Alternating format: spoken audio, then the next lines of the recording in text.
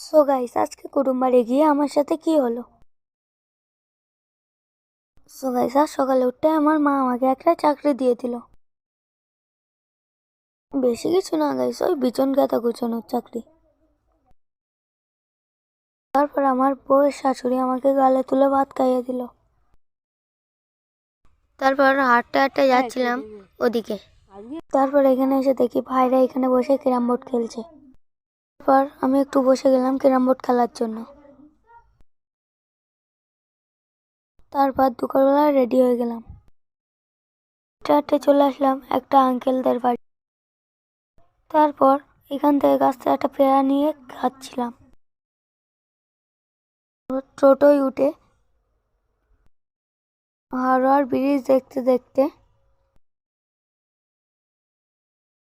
Finally চলে আসলাম এই লোকেশনটায়।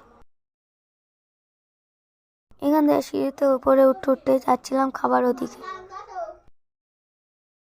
এখানে এসে দুপুরের খাবারটা আমি খেয়ে নিলাম।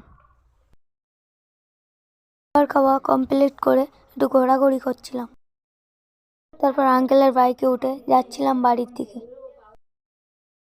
তারপর বাড়ি এসে আজকের মিনি ব্লগটা শেষ করলাম। বাই।